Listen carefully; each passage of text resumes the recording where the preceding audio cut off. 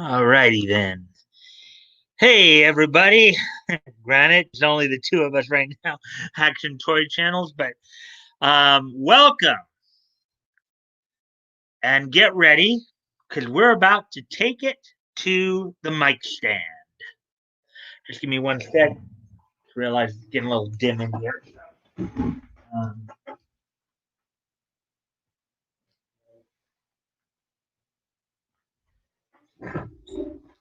okay. So, with that all being said, let me tell you what's on tap for tonight. I was able to find three stories today. One story involving She-Ra creator Noelle Stevenson. Also, um, some release information on Chuck Dixon's latest work. And look, we have a third person in here. Hello, third person. Chuck Dixon's latest work, Blood, the graphic novel, as well as some My Hero Academia news. Cannot confirm or deny. Well, yeah, the reason I said that to you, their Action Toy channels, of course, though, because of the fact, was because of the fact, the way you wrote it, hey there, like, hey there. That's usually how Tug opens up with his, southern drawl. Hey there.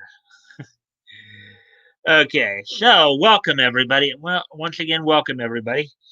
And with all the introductions now out of the way here, let's go ahead and take a look at this first story about She-Ra here. Get to it right away. Here we go. Now I know Yellow Flash did a video on this morning as well. So here's the title. Here's the title of the article here. She-Ra and the Princess of Power creator Noelle Stevenson issues apology after being accused of bigotry. Yeah, when I saw Yellow Flash's report on this morning, I was going to do this even if I couldn't, even if there wasn't an article on Bounding into Comics. Thankfully, there's an article on Bounding into Comics to give us at least something to read and stuff. Now, of course, this is the She-Ra as you can tell by the frames here. This is a more recent She-Ra. I think this one came out in 2016. This is not the one that you and I, of course, grew up on. Toy Action Channel, Action Toy Channel. Boy. And don't mind that. Apparently, my sister decided that right now would be the best time to start vacuuming. So if you hear a vacuum in the background, that's what's going on. Okay, so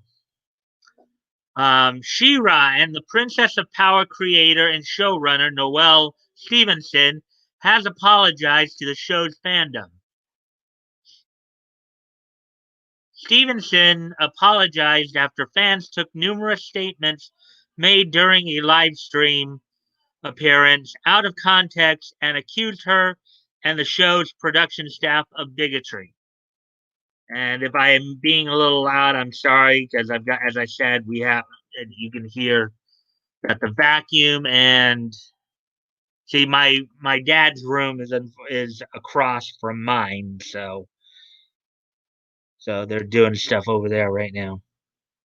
That moment when they release the just fixed up laugh out loud, you never apologize. Yep. And we're about to find out why as I read this article here. On August 27th, being today, of course, Stevenson, alongside various other members of the She-Ra and the Princess of Power production team, made an appearance on a live stream hosted by She-Ra Progressive of Power podcast. During the live stream, the crew discussed various aspects of the series production and answered fan submitted questions. And here's, I guess, a picture of those involved in the live stream. Kind of an interesting bunch, wouldn't you say?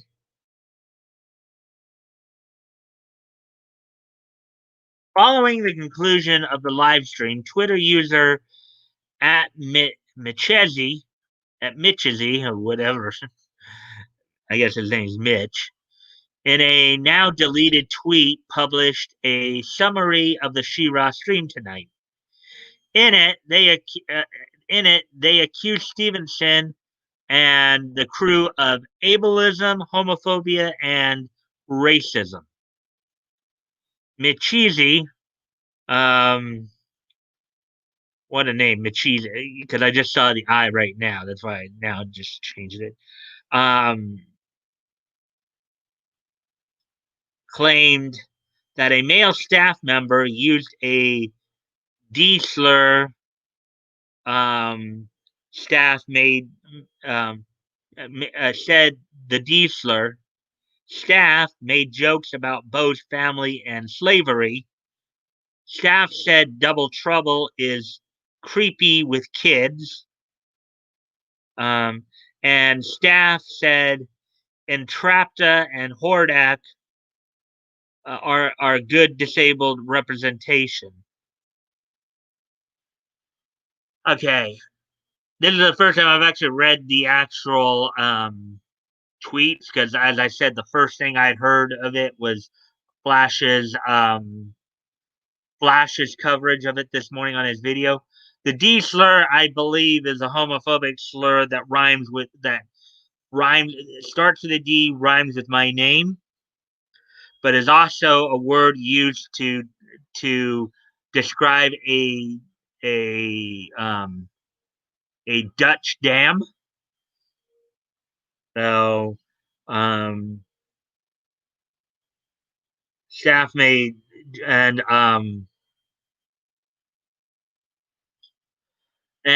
when you see some of the other stuff down further, you'll know what I'm talking about because Flash also looked at it. What I'm guessing is Double Trouble is creepy with kids would indicate maybe they were implying that Double Trouble was P to the E to the D to the O. And I don't even get the whole. Well, now basically I understand a lot of this is from the newer She-Ra series. So the whole Entrapta and Hordak being good representations of disabled people, I don't really get, but because the Hordak I remember could actually change his body parts into weaponry. He could even change his whole body into a rocket. So,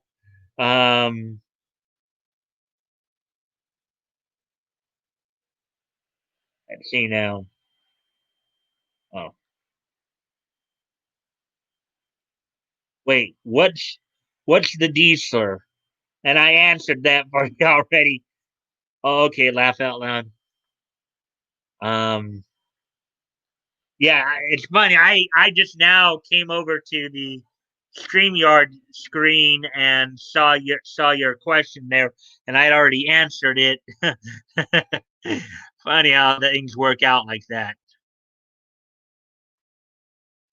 Um, However, as explained by Twitter user Arkinerlock, Michizi's accusations appear to be a more inflammatory and intentionally misleading portrayal of the events that took place during the live stream.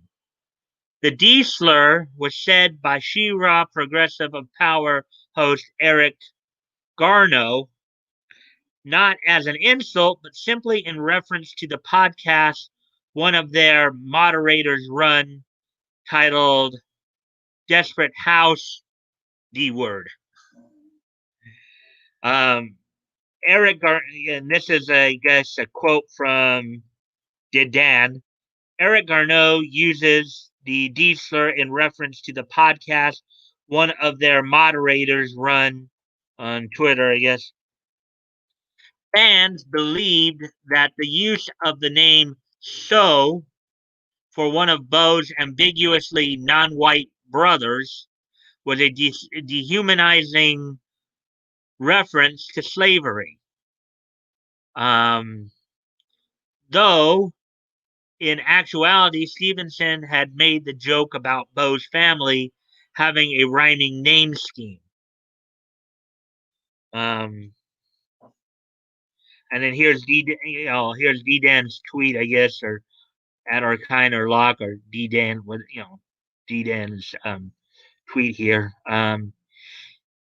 Here is a clip of Bo's brother names and the joke about So. Noel primarily explains that all the brothers would have names rhyming with Bo.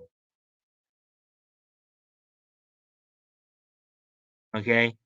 Um, oh, this is the actual. I'm not gonna click on the, but they'll have a picture of what they're talking about too down a little lower.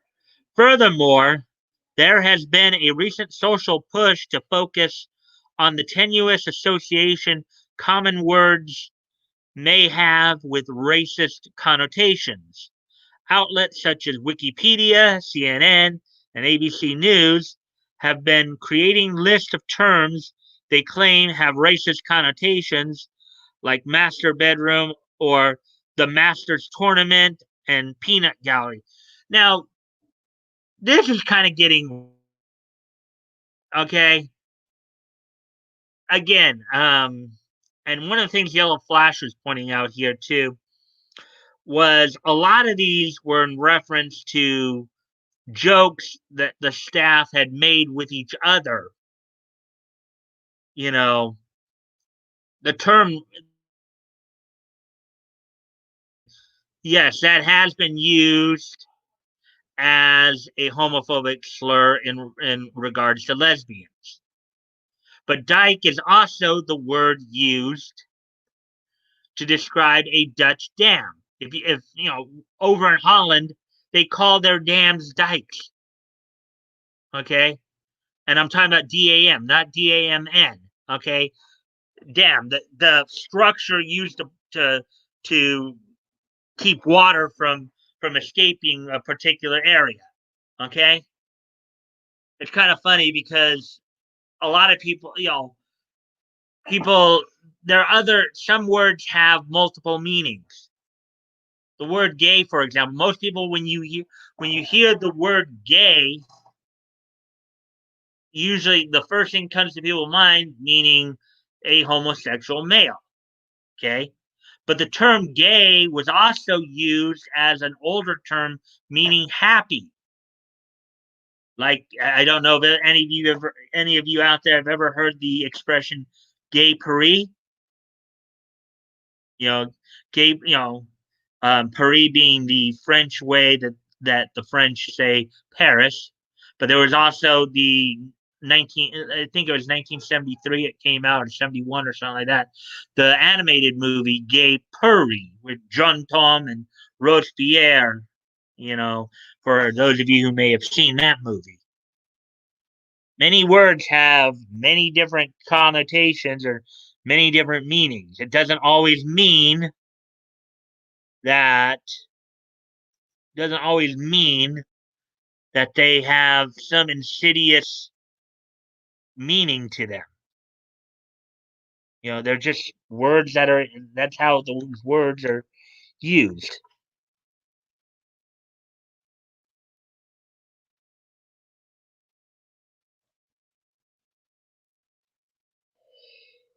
Okay, so continuing on in the article here. Interestingly enough, the word so is not listed on their respective running list of phrases that they claim have racial connotations. Contrary to Michizi's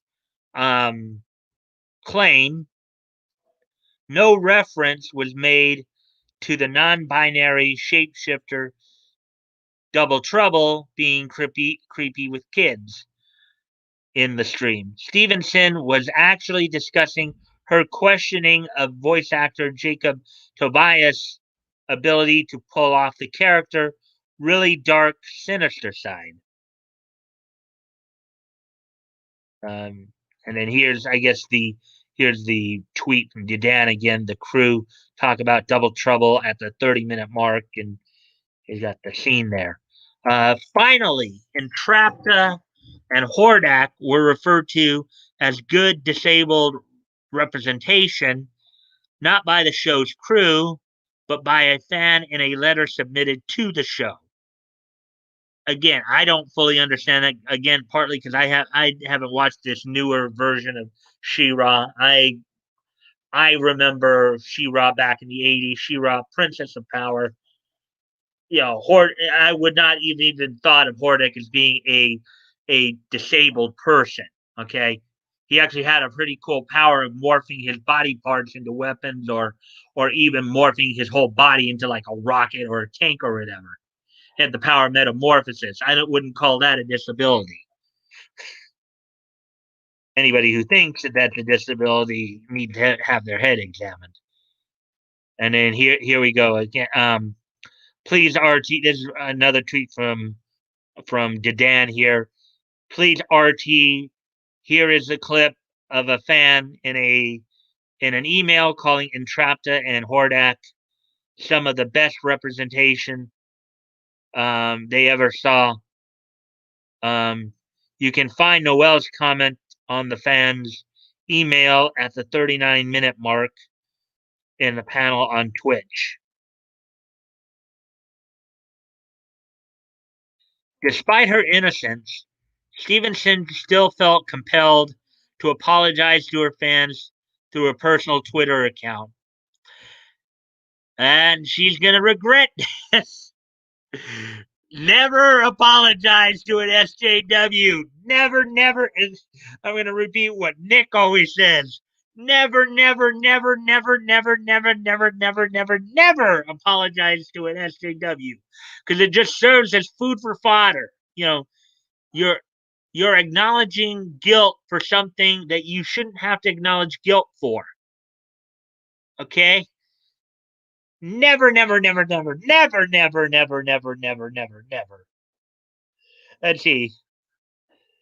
Gay old time. Also, people use to be named gay. Yeah, and it's kind of funny how even within the same language, sometimes the meaning of a word can, because I know that over in England, the term bastards actually, I think, is a good thing. When you call somebody a bastard over in England, it's actually considered a good thing. So, that's just an interesting thing about language sometimes, though. People can have many different interpretations of a word.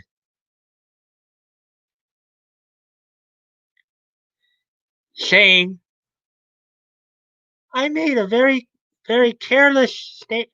I made a very careless statement in today's stream that hurt a lot of black fans and fans of color. Stevenson said, the implications did not occur to me, and that lapse in judgment is fully 100% on me. Even even Flash was making the argument that this could get the She-Ra series canceled. If enough fans really. She would go on to admit that she failed in creating a safe and positive space. Oh God. In creating a safe and positive space for fans, and announced that she would would be rededicating myself to examining my language and behavior, so this failure will never be repeated.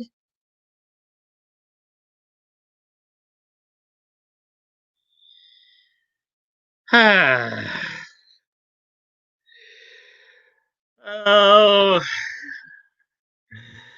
and I commented on Flash's video on it too. If you guys want to go check that out. Stevenson concluded her attempt at penance by informing white and non-black fans that she did not that she did not need defending, and asked them to not harass or add emotional labor to those hurt by this. Emotional labor? No, all right. Emotional labor? What is she trying to say now that these people offense is like they're pregnant or something? They're pregnant on being offended? Really? Doesn't that sound kind of weird? Doesn't that statement sound kind of weird? It almost sounds like she's making a statement that these people are pregnant on offense, basically. They get offended. They get pregnant by becoming offended. That sounds kind of weird to me, if you ask me. That's what it sounds like they're talking about there.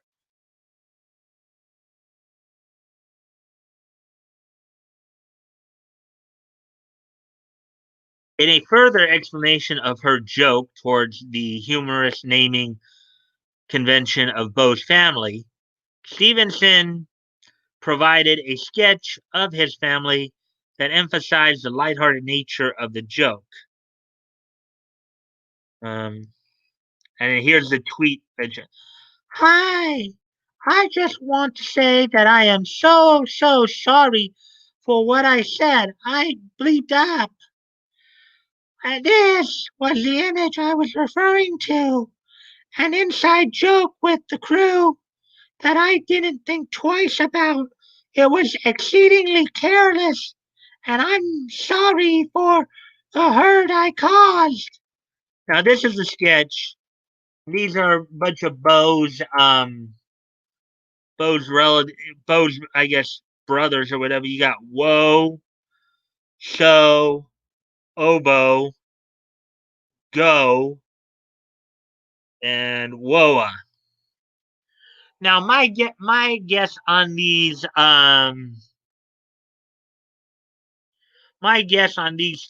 characterizations, of course, of Bo's brother, are like Woe is kind of the sad one, like, oh, woe is me, you know. So there is basically a farmer, like sowing the field, sowing, you know, um, Obo, the musician. Now, in classic Shira, of course, Bo played the harp and was a musician himself. Go, I guess, meaning having his ear cut off like Vincent Van Gogh, and Woa, maybe that's his sister or something like that, or maybe he's just somebody who surprised a lot of people with his stupidity. I don't know. Anyways,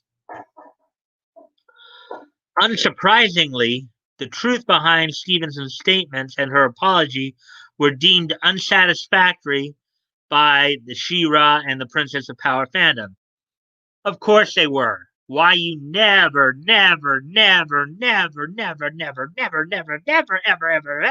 ever apologize.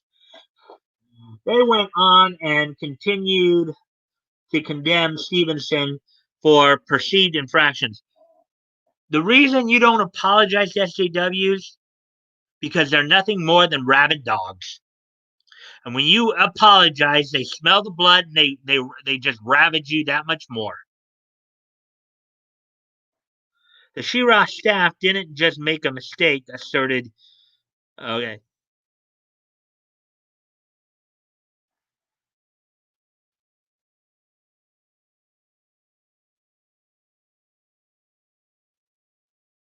Okay, some weird. Okay. They got an end exclamation quotation marks there, but they don't have the She-Ra staff didn't just make a mistake, asserted user at Inspector Nerd.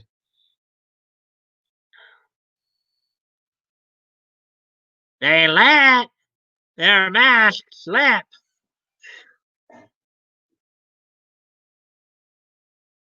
Oh, I guess this is the full tweet. The She-Ra staff didn't just make a mistake, they let their mask slip. Casual anti-blackness like that doesn't come out of nowhere.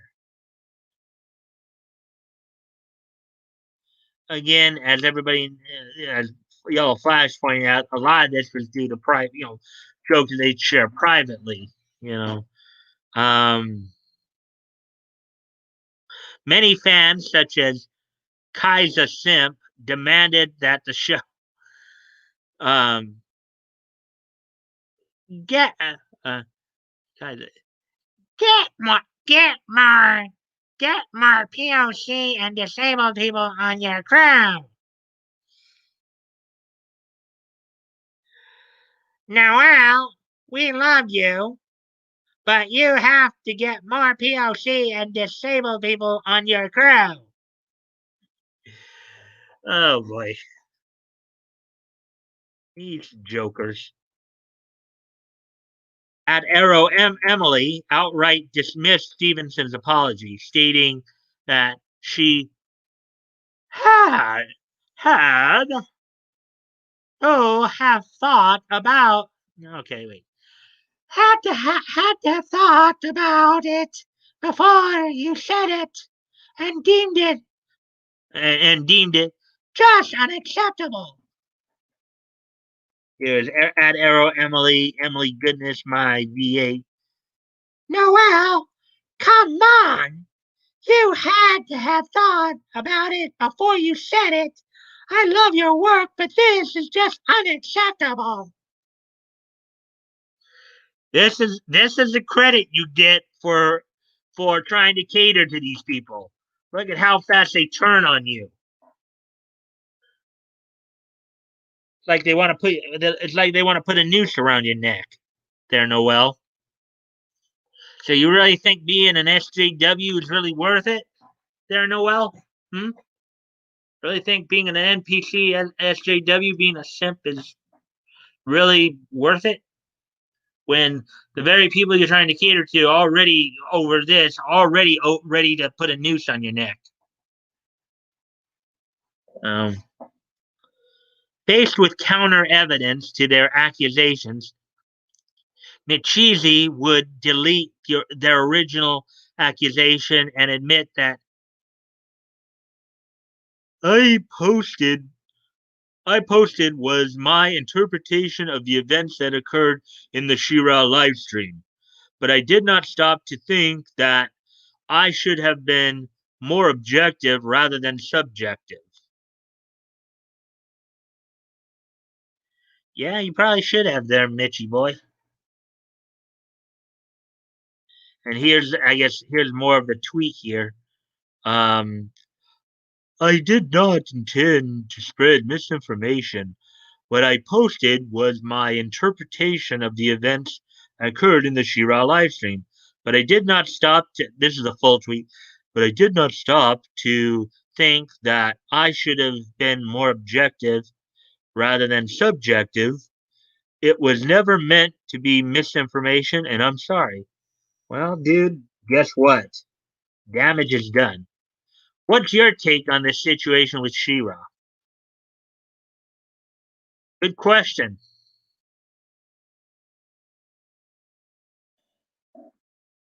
That's a good question. Anybody want to give their thoughts for a moment while I step off screen? Um, Go ahead. Let's see what you guys have to say on it.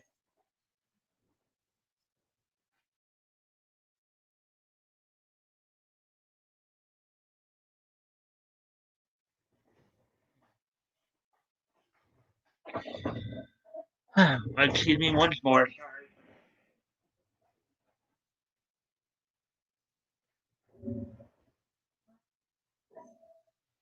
Okay. See anything showing up?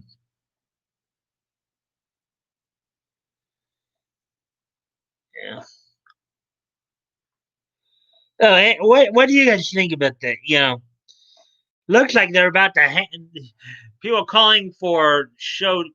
People are really going after them, kind of similar to the Ellen DeGeneres situation too. It's like they're ready to eat their. And I know Yellow Flash mentioned this several times. SJWs just have this tendency to like to eat their own. See what you have to say, my friend. There, Action Toy Channels. She-Ra was a stupid game, and this is the stupid prize these people got.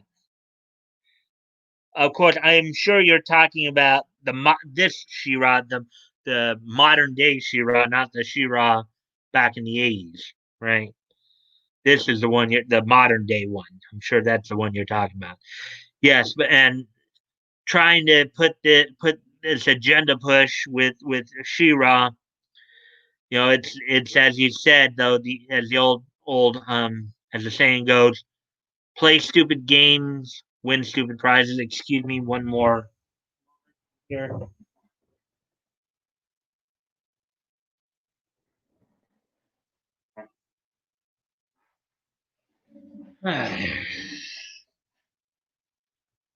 Yeah.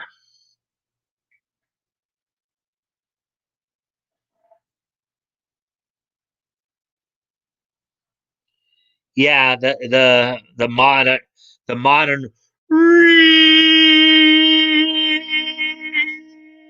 Ra. You said it there, Action George. Well, I did too. uh, okay, well, as I said, we have kind of a couple more stories to look through, so I'm going to move on to the next one here.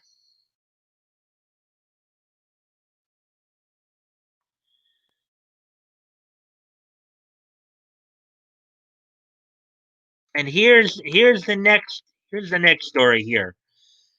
And we talked about Dixon the other night. Sorry, um, because if you remember, we saw the article last week about him coming out and talking about why they can't write good stories about Superman.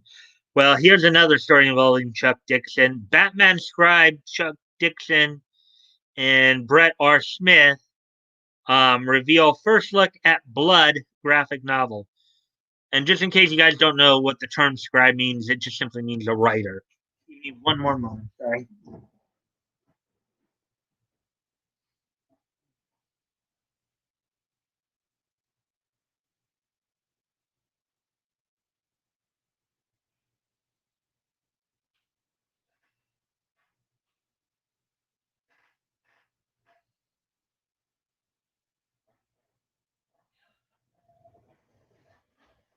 Okay, I'm back now. So let's see. First off, if you guys mentioned anything new there.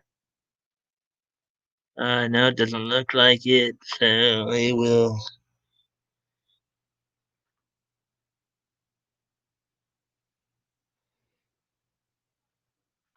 And don't forget, if you guys haven't already, if you guys can like and share the stream, that helps too. Get more people in, get the conversation going a little bit more here. I really appreciate that. And if you like this content, please consider subscribing. That way you guys can get notifications. If you haven't subscribed already, if you subscribe, you can get notifications, and you'll see when the stories come on, or when my live streams come on. So, anyways, as we get going here, okay, so Batman scribe and Bane creator Chuck Dixon, alongside creative director Brett R. Smith, revealed a first look at their upcoming new book, Blood graphic novel. Here's, of course, one of the panels for it. Graphic novel is the graphic novel, a story by Ram Getz and John Corcoran, adapted by Chuck Dixon with Brett R. Smith. Dixon and Smith shared 15 pages of the 98-page book, which is currently available for pre-order on Amazon and is set to be adapted into a full-length feature film. The book is based off a treatment of Ram Getz and John Corcoran. Getz and Corcoran are producers and writers on the upcoming film Home that tells the story of David Ross and how he led the Chicago Cubs to win their first World Series in 108 years. So back in 2016. Wow, that's interesting. Any baseball fans in here? Oh, yeah, I should slow it down a little bit. Here's one of the panels here.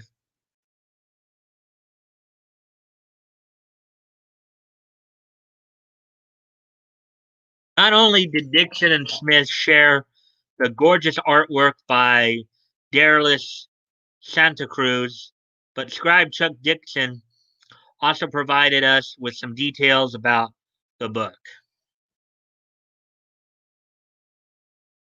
There's some more of the artwork here, or the panels. The book is set in the frontier village of Kessler that has been cursed with the presence of a werewolf that preys on the villagers and the surrounding um, frontier home. So some frontier horror noir stuff here. One of the frontiersmen is Abigail Thorne, who lives under the threat of the werewolf that stalks the village when the full moon comes out.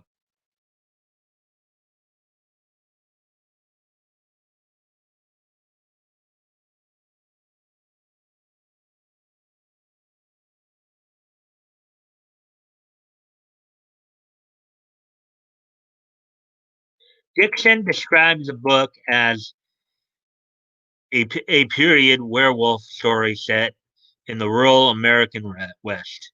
It's not a Western, but a period piece.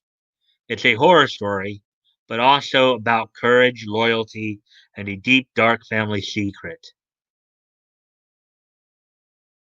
Look at it here.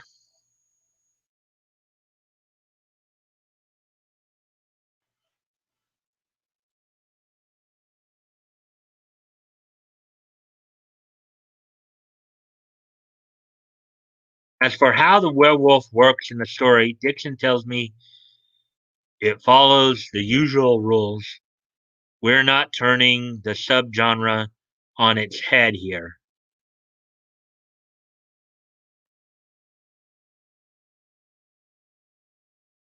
In other words, they're just telling a good story. Look at those grave markers.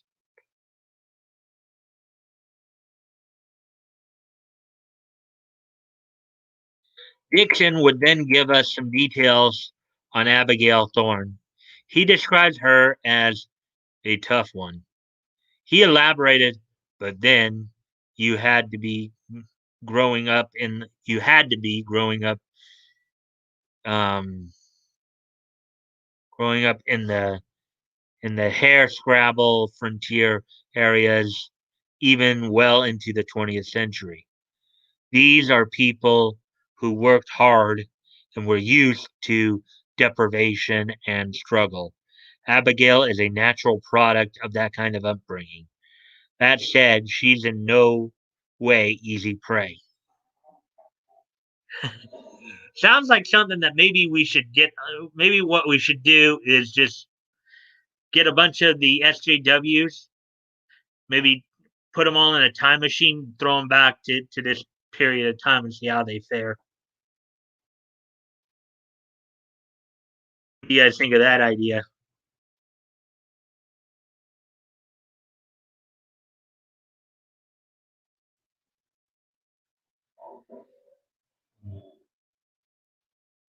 Ain't nothing new in the comments there yet.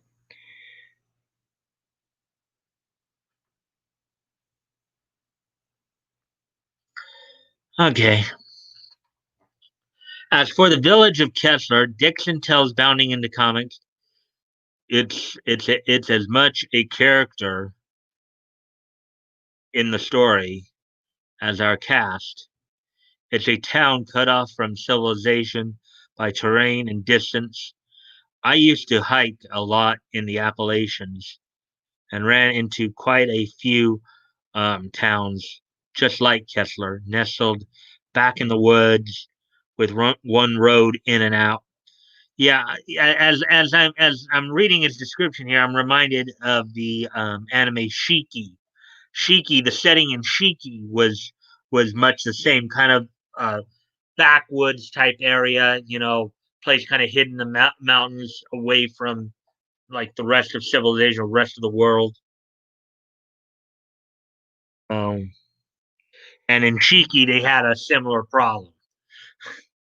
In other words, it was kind of a small little village nestled away from the rest of the world that was being, in their case, in Shiki, it was being harassed and harangued by vampires, basically, even though they called them Shiki in the show, as opposed to werewolves. Look at that! Look at that picture. Look at that picture on the right there with Abigail in the dress and the gun. Yet SJWs would have a problem with that.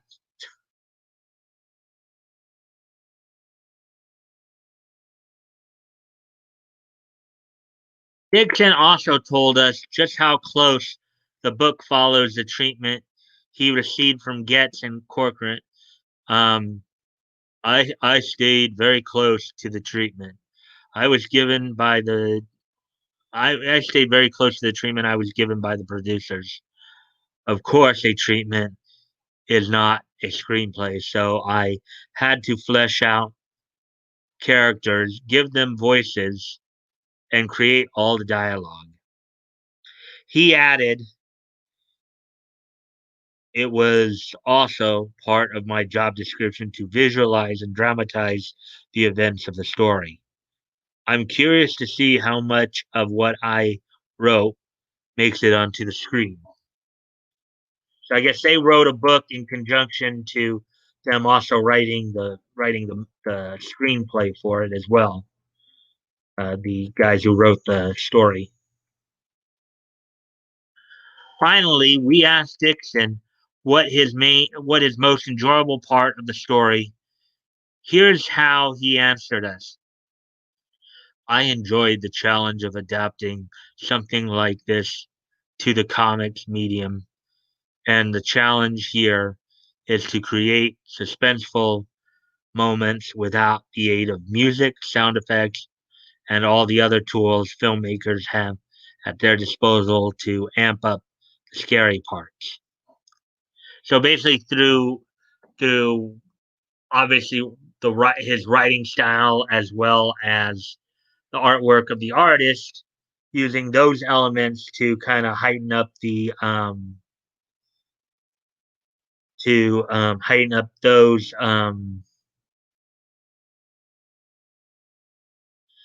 those elements to heighten up the suspense of it.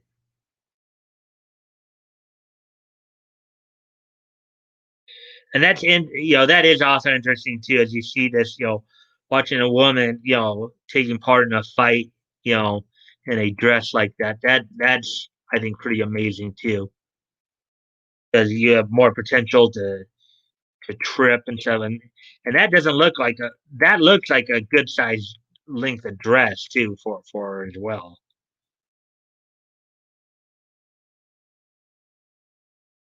Smith also gave us some insight into the story when he joined us for our Bounding live stream earlier this month. And I guess here is the thing that you could check out. I guess Smith echoed what Dixon stated regarding changes to the original treatment.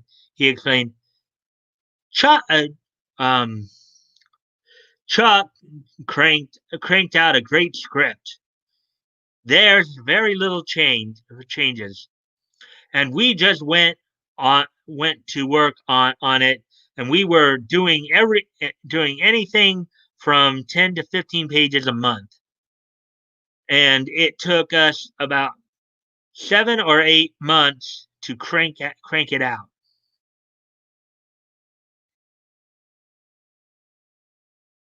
Excuse me. Sorry about that. Been a yawn at you guys. Ah, please. Sniff, sniff.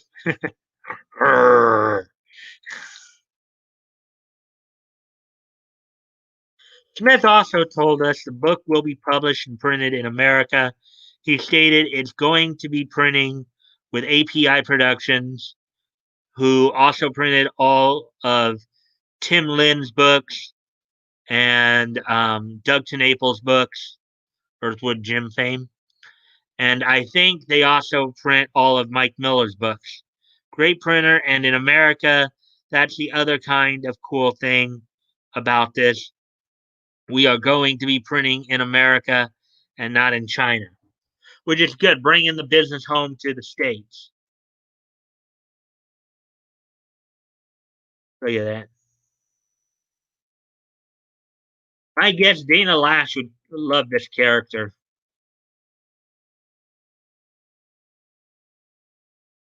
As far as a plan to adapt the graphic novel into the film, Smith indicates those plans have been somewhat hampered by the government lockdowns and that have shut down film production throughout the world. He told us, I think they just are trying to figure out how they can do that now with COVID. All of Hollywood is sort of rocked by COVID, and they are trying to figure out how do we move forward with the production on all of this stuff. Hmm.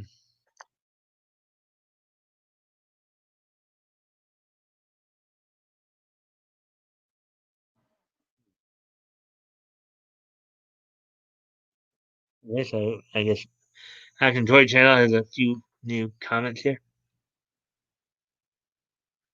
Okay, we tell that one.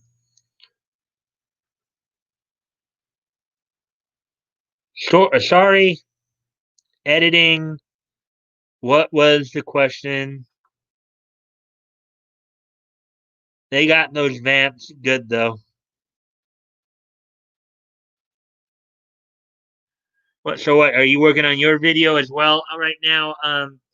Action Toy Channels.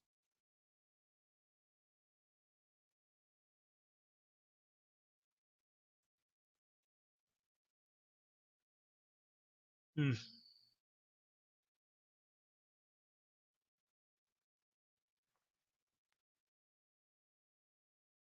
There's of course some more of the panels. She must have hurt herself somehow.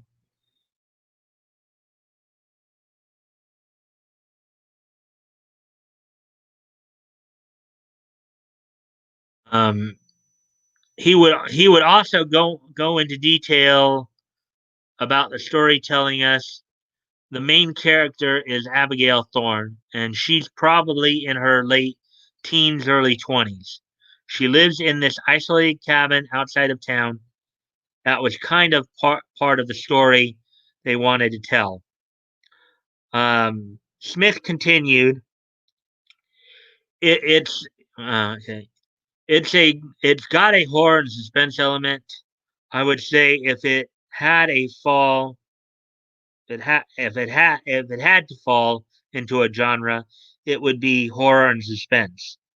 He added, one of the things we wanted to do with the story was highlight the isolation and being out on her own and having to fend for herself against this werewolf. Um, there's quite a big plot twist in this book. It's got a real twist at the end. I would kind of liken it to M. Night Shyamalan's in his glory days. It's got one of those um, things that really comes out of nowhere. Late teens, early 20s.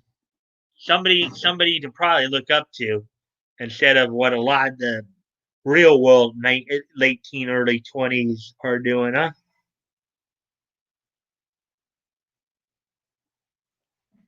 Give me a moment.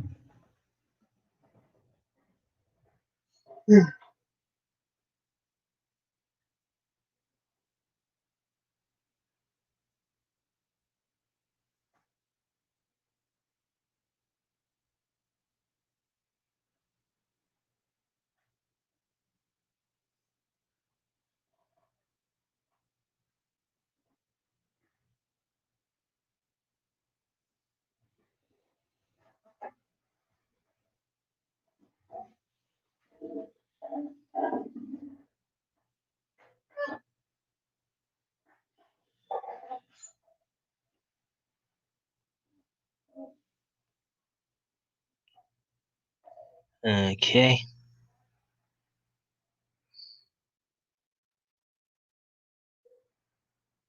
Look at that.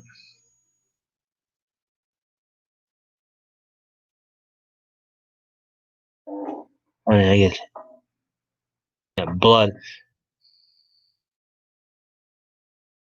or a see if anything done now. The world needs genuine romance uh, role models these days. Hey, hey, just got home, going to make something to eat. Hey, anonymity, the you just missed the first story. We're in the middle of the second story right now. The first story was about the hoopla over the new She-Ra series, where apparently on a live stream, the creator made some comments that her fandom didn't care for. Same story that Yellow Flash covered as well. So um, right now we're talking about Chuck Dixon's latest latest project, Blood graphic novel.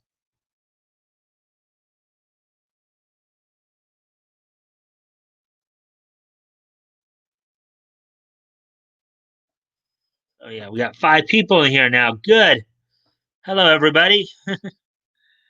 Hope you guys are finding this enjoyable and informative. Okay, so here's the last paragraph in this. Smith then details the book also has a forbidden love affair. He explains it's got a love affair, a forbidden love affair between Abigail and another guy named Samuel, who is the son of the sheriff who lives in what Abbott. Okay, that doesn't make much sense. Way they wrote that doesn't seem to make much sense. I thought Abigail was a girl, but there and another guy. Okay, unless they're trying to say she's already involved with somebody in this as well. So unless it's some kind of like love triangle thing that they're alluding to.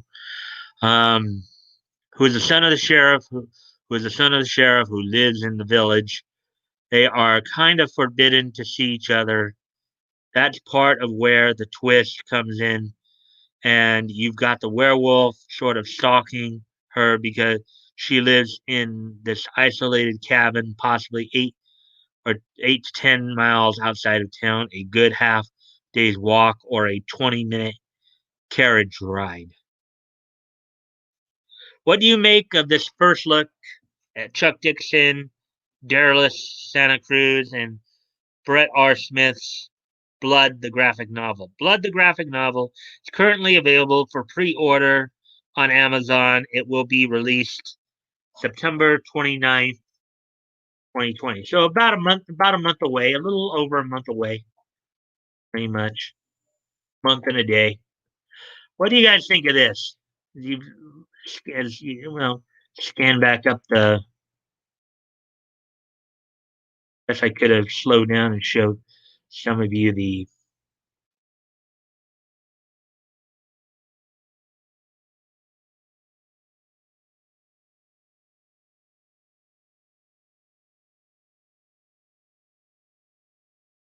the panels here.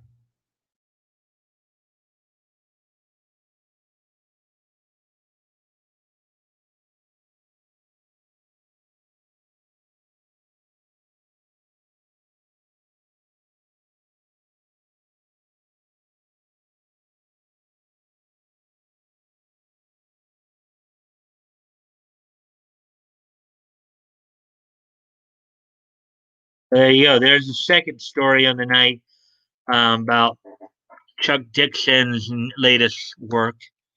Um,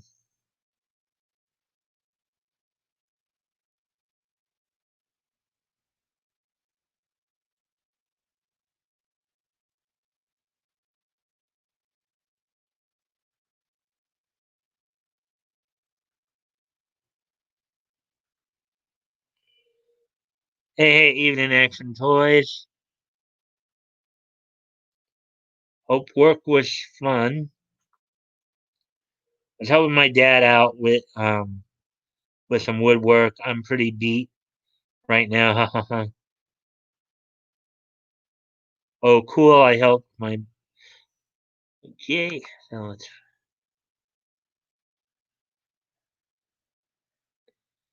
uh, yeah, okay. So with all that, then so now let's move on to the next story here.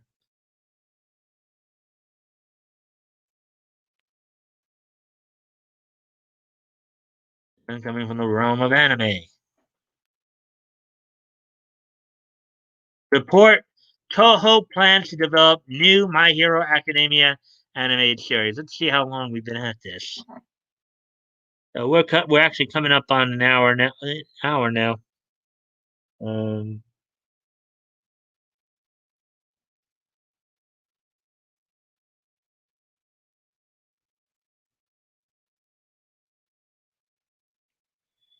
yeah,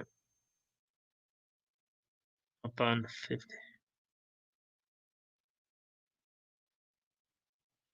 Yeah, so we're coming up on an hour. That's not too bad there.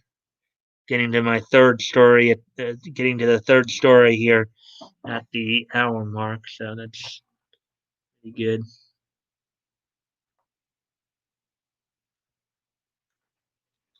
Okay, so report: Toho plans to develop new My Hero Academia animated series.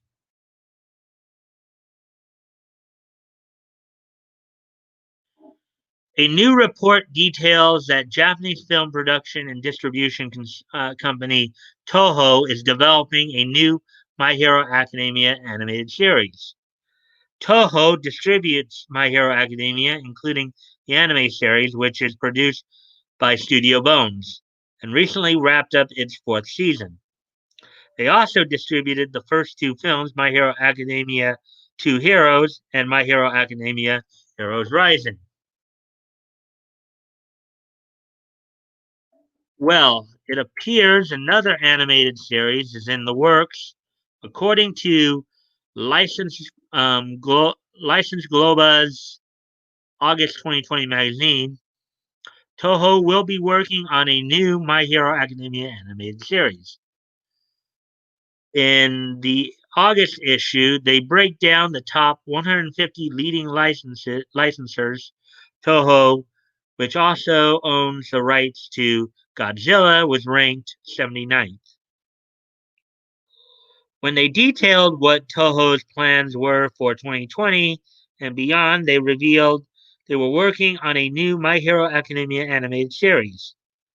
They wrote, for My Hero Academia, Toho has plans for a new animated series, retail campaigns, and mobile games. I guess here's possibly the statement here. No further details were included on what this animated series might entail. Well, they might not. It might just be very early on in the process too. They may still be figuring out exactly what they're going to do with the series. So all we know. There are a couple of possibilities. First, My Hero Academia creator Kohei Horikoshi created the concept for My Hero Academia Vigilantes, which features a story of Hideyuki Furuhashi and artwork by Benton Court. And I guess here's the cover or something for it.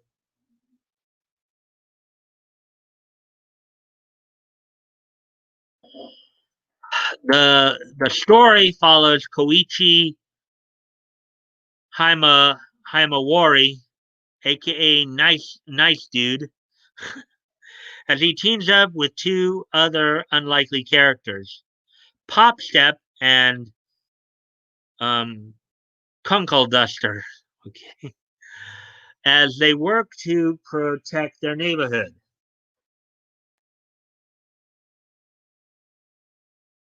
Well, here's, I guess, one of the panels for it.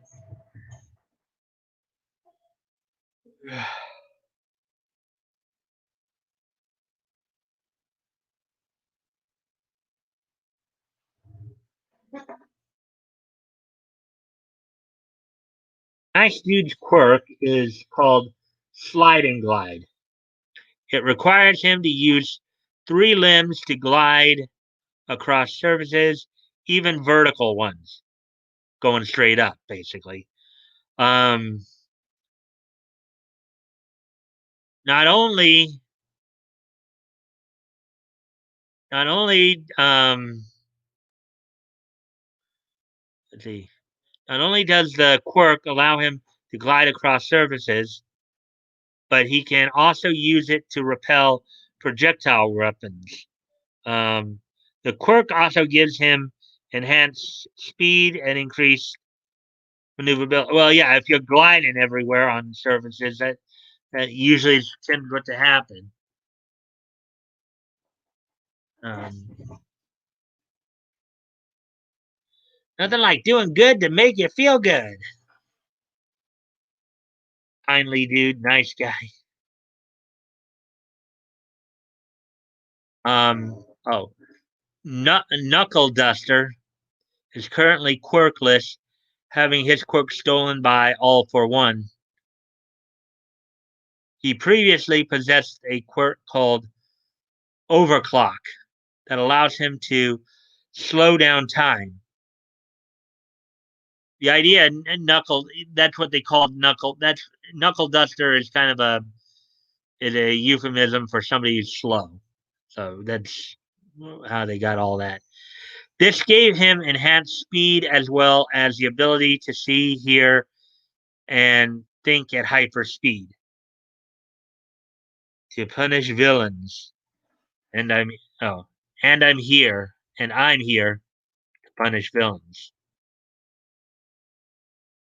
Punishing fist geezer, knuckle duster. Pop Step's quirk is called leap.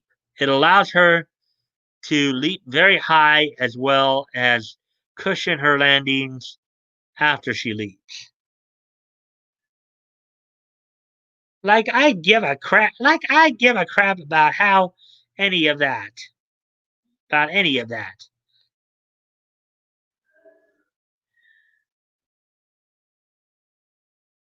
Founding exhibitionist girl Pop Step. I know Pop Step is also used in a lot of terms in terms of like music and dance and stuff like that.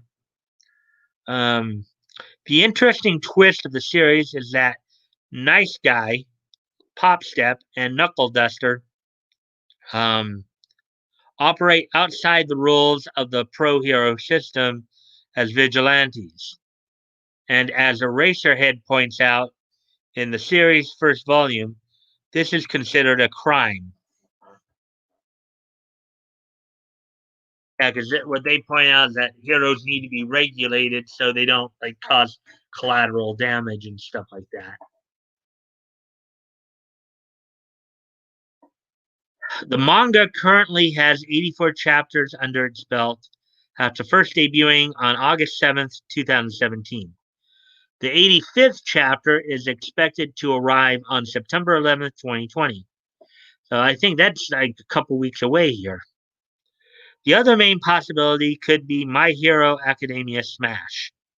The series provides a humorous take on the main My Hero Academia series like Vigilante. The concept originated from My Hero Academia creator Kohei Horikoshi.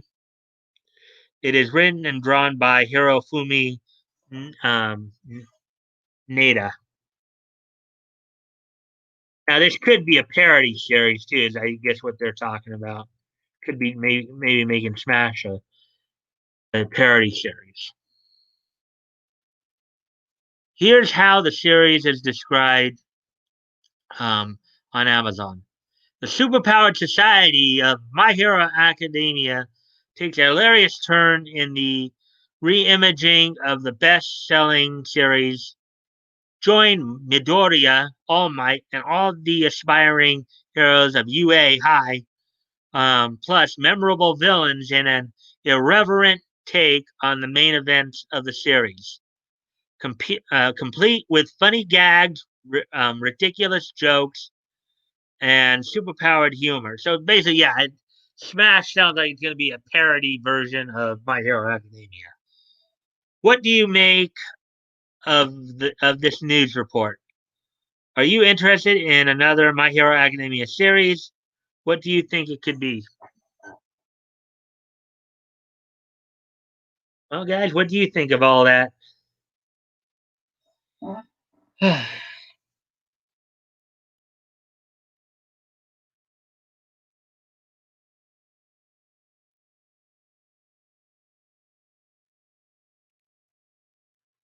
A new one already? Yeah, I guess so. I don't know. I'm already invested in the main cast. Oh, well, there were a couple of new ones here. Anonymity. Anyways, guys, I'll be right back.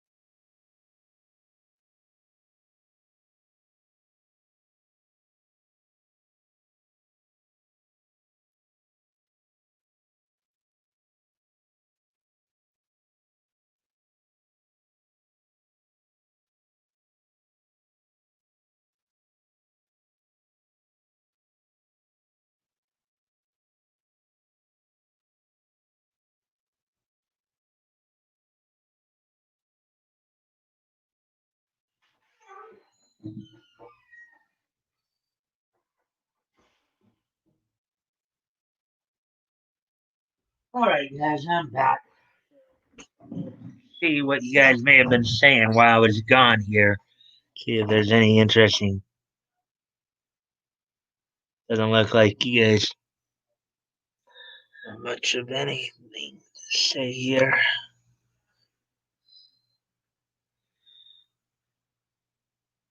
See, we have 5 people in here, so that's cool.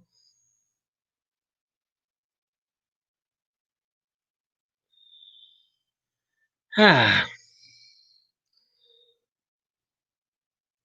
all right then. So that at least covers a lot of the main stories tonight. Let's see. You guys have anything you want to ask or add to this add in anything right now?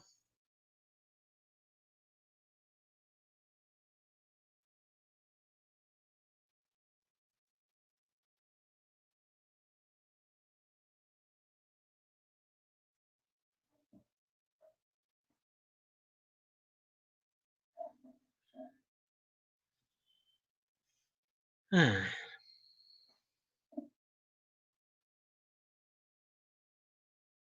was waiting to see if you guys have anything you wanted to add to any of this.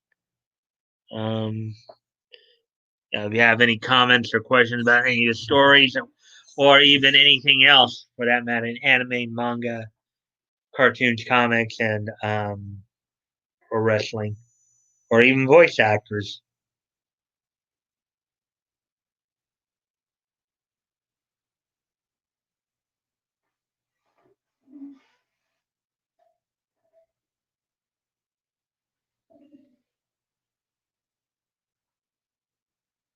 I'm about to eat. Okay.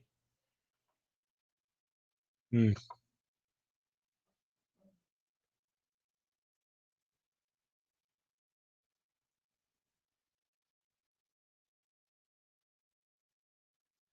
All right. Well, with okay. So let me ask everybody something, and everybody, whoever wants to answer this can answer it. It's just kind of a interesting little question I'm gonna put out there for you guys, just as a something, conversation starter. Since anonymity talked about ready to eat, which of these Asian noodles would you say is your favorite? Ramen, soba, or udon? So I'll um, I'll ask this again, and this is for everybody, anybody who wants to answer it. It's kind of a conversation starter. Um, what is your favorite type of Asian noodle? Ramen, soba, or udon? See what you guys have to say about that.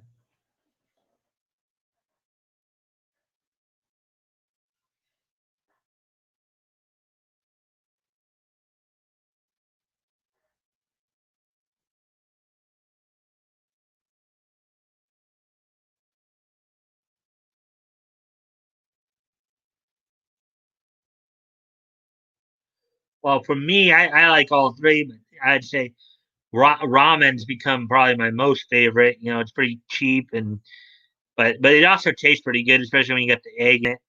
Um, Ramen's the smallest of the noodles, so um, but I also like soba's pretty good, and also udon.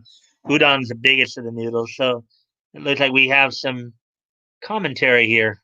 Let's see, soba and ramen is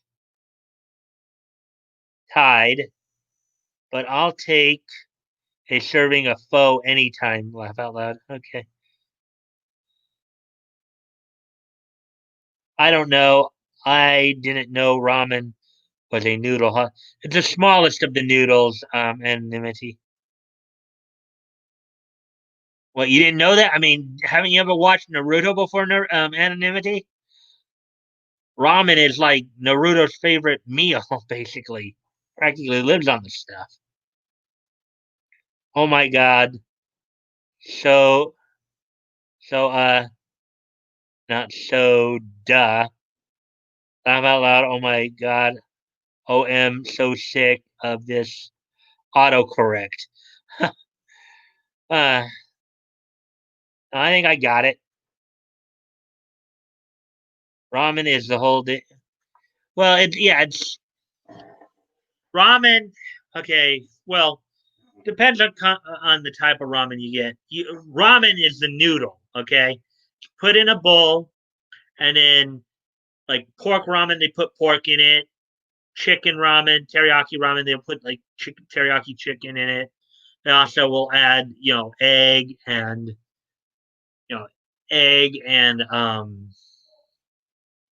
vegetables in it as well. Pretty good stuff. Pretty good stuff. Don't they use udon noodles in some? Um, Again, ramen, udon, and soba are different noodles, and they're thick. Like ramen is, as I said, the smallest, the thinnest of the noodles. Soba is, I think, like medium sized noodles, and then the udon noodle is like the thickest of the three.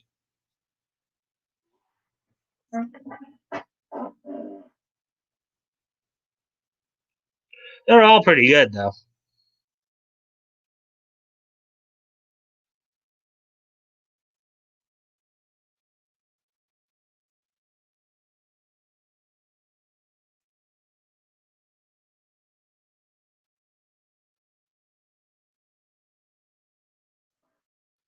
Mm.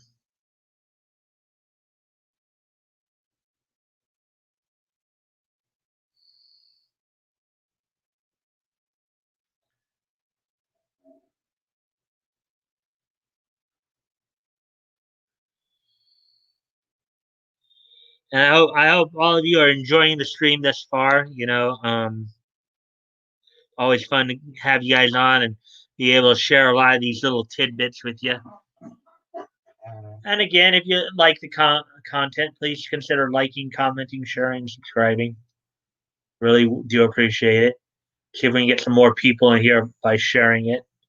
And if you haven't subscribed already, please consider subscribing, because in that way you can get notifications. Hit the notification bell and get the notifications as to when I do my streams.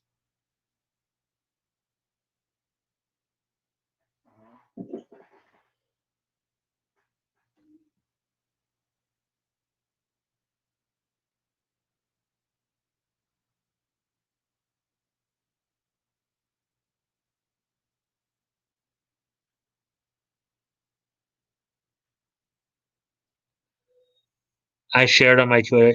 Thank you, Action Toys channel.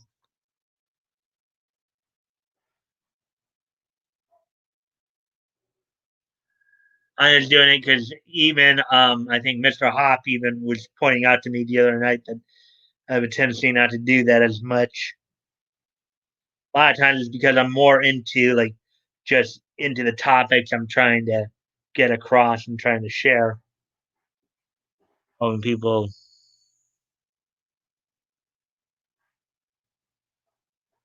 and of course, I shared on Facebook earlier as well as Discord. Um,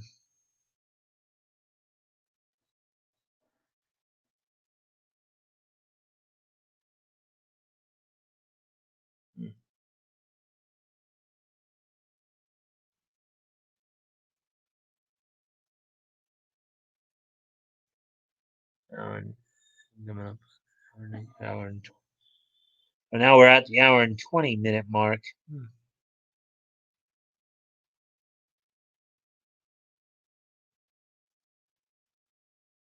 Yes. In 2010, 15. Okay.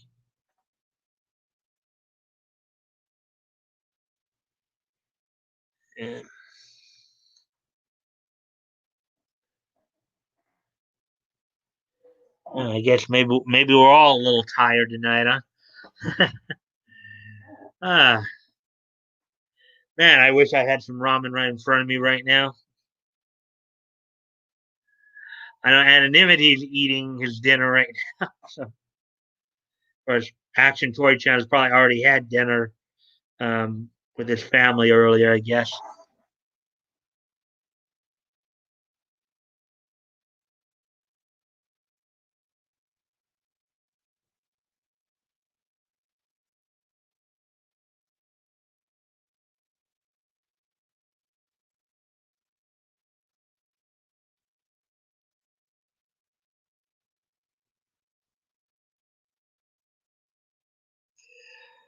All right, then. I know some of you seem to be a little. Um, so are you guys ready for the this day in each history segment then?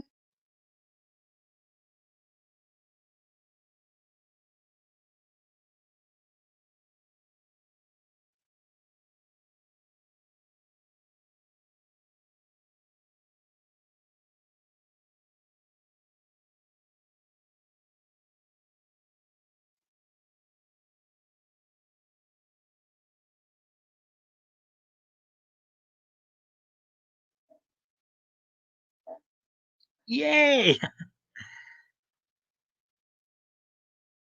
course, yay! Of course, yay! Okay, so I think I'm gonna finish off the stream here by doing the this day in each history segment, and here we go.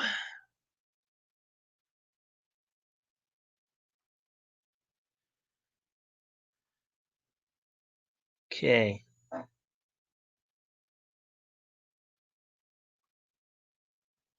So first, now today is August the 27th, 2020. So let's look back on this day in each history.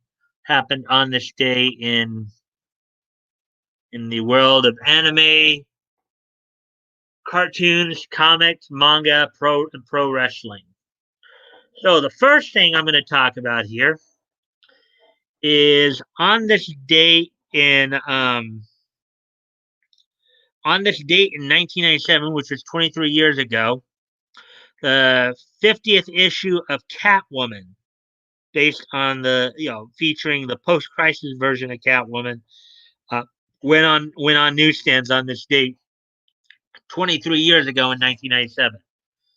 On this date 23 years ago in 1997, DC Comics released the 50th issue of Catwoman. So, so with that, we will move on to the next bit of history here.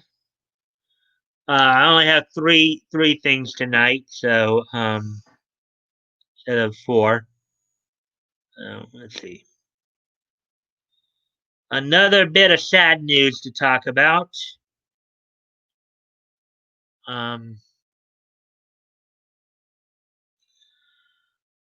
on this date in the year 2010, which was about 10 years ago, Luna Vachon passed away. Luna Vachon of the Vachon family, the adopted daughter of Butcher Vachon. She passed away at the age of 46.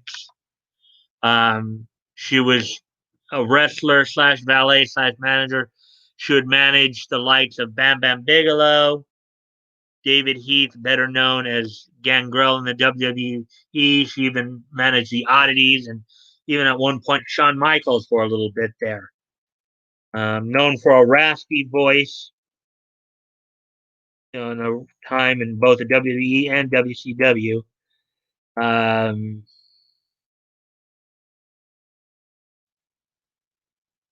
I think it was said that she passed away from my heart. Oh wait. On the morning of August 27, 2010, she was found dead at her Florida home, when her mother called on her. Investigators found OxyContin and multiple prescription drugs in her bedroom. The medication was due to her many injuries suffered in her career, as well as her bipolar disorder. Luna became addicted to medication at some point and underwent rehabilitation paid for by the WWE, you know, which she completed in June of 2009. She was buried in a ceremony open to immediate family only at the ranch formerly owned by her close friend and godfather, Andre the Giant. Here it was said that she was close friends with Andre. In fact, the thing about it is, as I was reading a little bit of a biography earlier, her family and even her close friend Andre the Giant had tried to dissuade her from going into professional wrestling, feeling that it was, and back in the early '80s, it wasn't as glamorous as it is now. But it wasn't really. They felt that it wasn't really a good place for being a woman. Let's see.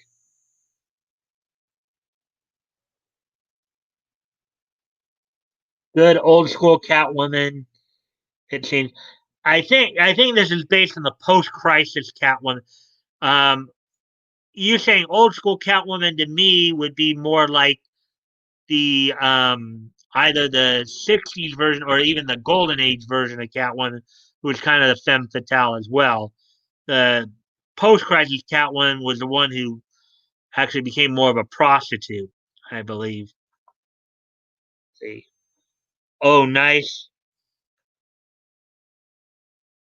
Gangrel was cool, but I didn't see many of his fights matches. Everybody, welcome to the greatest show. Gather up all juggalos and roll. I still kind of remember the oddities there. Yeah, yeah. She for a time there served as their manager valet. You had Kurgan, who was formerly with the Truth Commission, the 7-foot giant who had the tape fingers and would use the claw hold as his finisher. You actually had the late John Tenta, who was at the time the masked Golga in the oddities. Formerly, he was Earthquake, just slimmed down quite a bit because of because he said at the time he was actually going through bladder cancer at the time. Um, but for those of you who didn't know, the Golga, who was the mass member of the oddities, that was John Tenta, who was earlier in his career known as Earthquake. Earthquake in the WWE, as well as Avalanche, Shark, and Shark in WCW. So, um, I think Gangrel used to. Yes, he did. And here's another interesting little tidbit for you guys too. Gangrel, aka David Heath, and Luna, at one point they were actually married. They were actually married at one point. She managed him in not only the WWE, but she managed him earlier in his career too, in Stampede in the early '90s when he was one half of the Blackhearts. There, they were like the last Stampede International Tag Team Champions.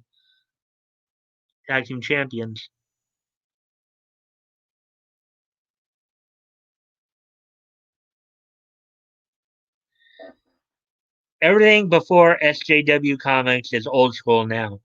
Yeah, okay, I guess I can give you that one. Ha ha ha. Yeah, back when stories were cool. Right. So, anyways, okay, and moving on to the last bit of news here, or the last bit of history.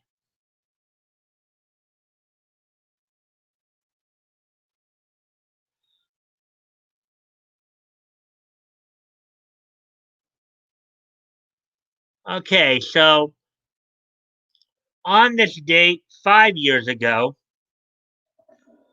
Um,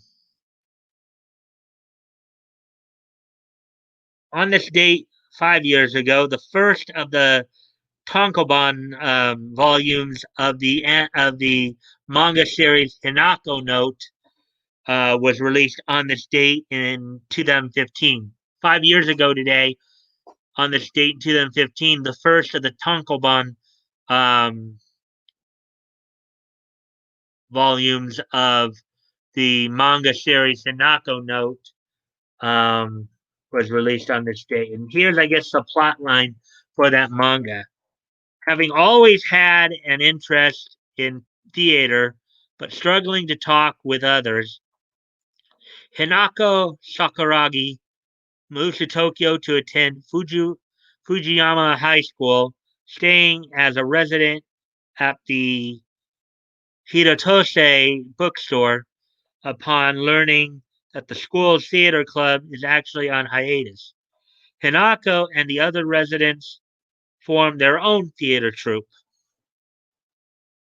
So, and there's a picture of, I guess, the girls from the manga right there. I guess as Hinako is the one in the middle there, the pink-haired girl.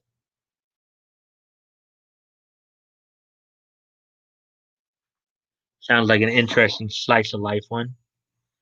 So there you go. There are some of the happenings on this day in each history. See, back when quality of art and literature and comics meant something. True. Yeah. All right, guys. Well, we've run just over the hour and a half mark here, an hour and 32. So I think I'm going to call it a night. Thank you all for joining me tonight. I hope you guys will join me tomorrow. Remember, tonight's a Friday night forum, but due to the fact I wasn't able to get any guests, I'll be inviting you guys on into the studio with me as my panel. So I hope you guys will look forward to that. Consider joining me when I invite you, when I give you guys the link. So until then, I will bid you all adieu. I'll just check these last comments coming in. Thank you for listening. You're welcome. Anonymity, always pleasure. Have a good one, everyone. Night. Night. See you guys. I'll see you guys tomorrow night. Bye.